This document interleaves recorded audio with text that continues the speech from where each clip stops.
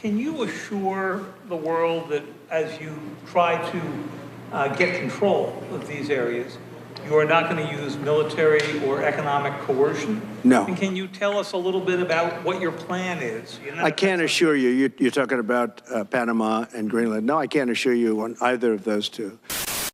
What about the Panama Canal? This is something that President Trump, I would say, really kicked off this whole new round of discussions. The fact that the Panama Canal has, number one, been essentially taken over, at least commercially, by the Chinese Communist Party. And then number two, also serves as a conduit for all of the illegals coming up from South America. I don't know if people understand how the maps work there, so we're going to show the map up again. But yes, all the illegals coming from South America do cross the Panama Canal. It is a strategic choke point, not only from a maritime perspective, but also from a physical perspective. And if the Panamanians wanted to shut down those bridges, they could in a second. Senator Lee, should we take back the Panama Canal?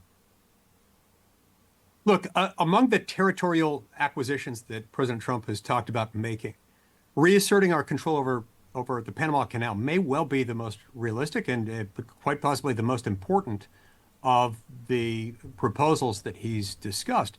Look, the Panama Canal was built by the United States of America. It was our project.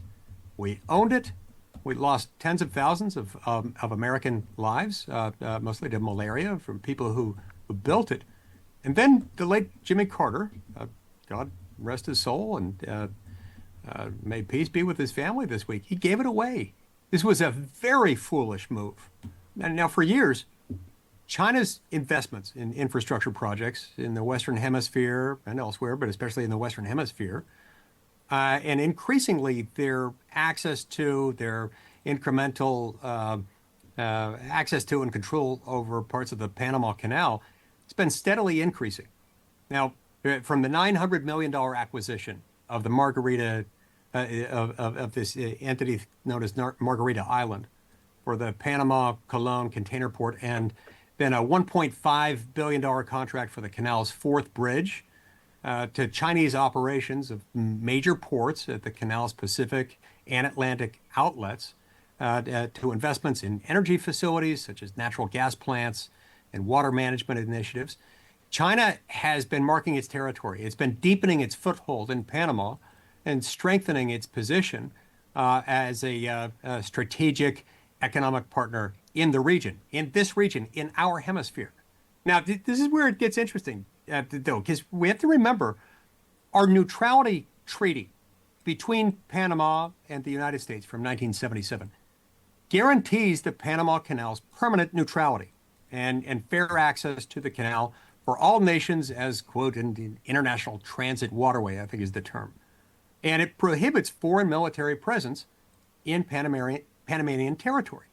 The United States reserves the right in that treaty to use military force to defend that neutrality. Now, remember, the Monroe Doctrine, named after the fifth U.S. president, James Monroe, established an American policy prohibiting any further meddling or additional colonialism in the Americas as a threat to our national interests and sovereignty. We recognized all the way back then what a great blessing, what a supreme advantage we enjoyed by having these two vast oceans separating us from other parts of the world, from other continents.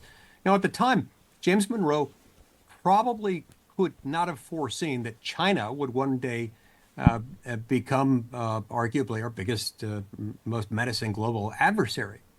But it's long past time that we started enforcing the Monroe Doctrine against the Chinese Communist Party and its affiliates. And this is one way that we consider going about that.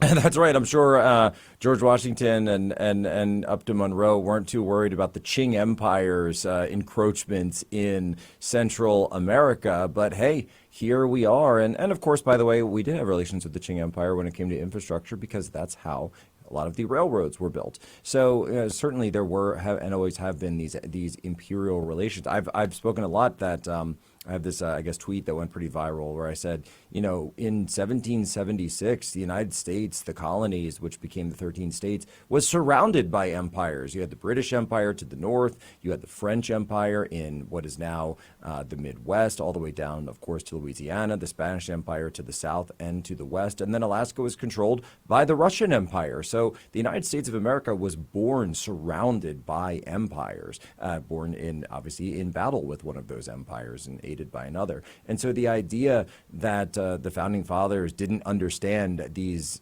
complex geopolitics is laughable to me, because they had to understand them quite well if they ever wanted to build their own company or country and establish their own country without having one of those empires come in and decide to take over their new country, which of course happened in 1812, and by 1814 with the burning of the White House, you know, certainly is a situation that almost came down. But at the end of the day, Senator, when Teddy Roosevelt was the president who was most famously associated with the Panama Canal, began construction during his presidency. He was an absolute champion of this.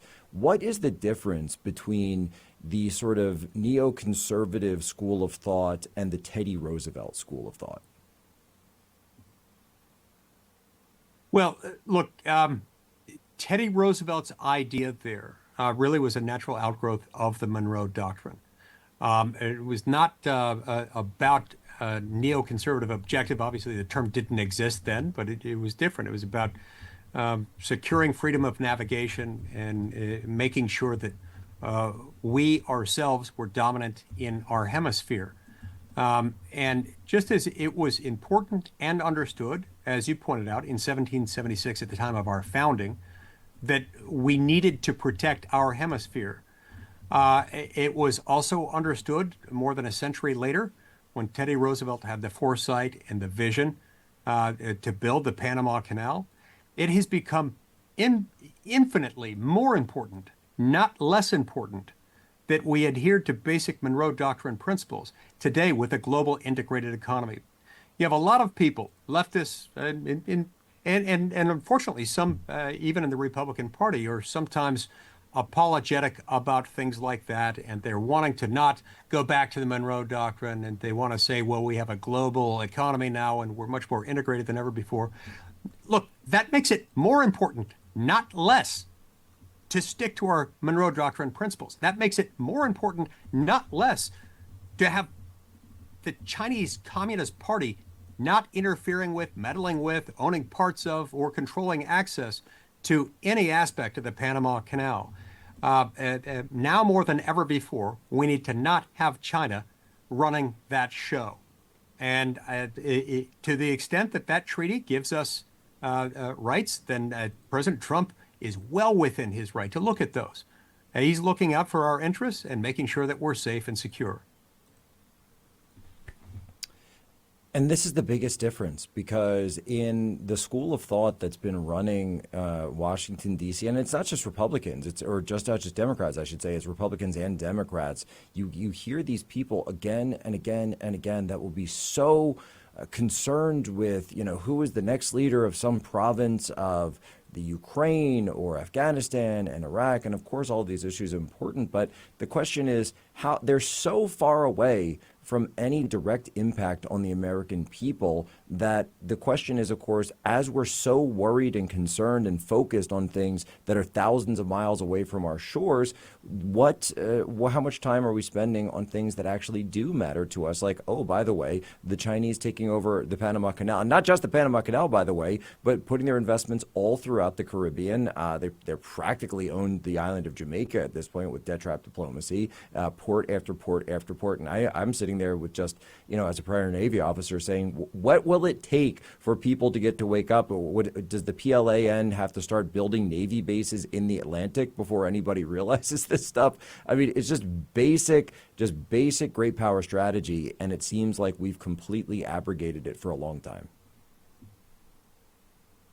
Remember, China has a base in Argentina. A military installation in Argentina was built prior to the election of Javier Milei.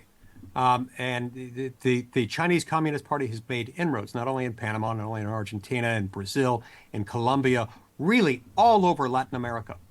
These guys are not just coming. There's not just a looming threat that they might arrive. They're in the Americas.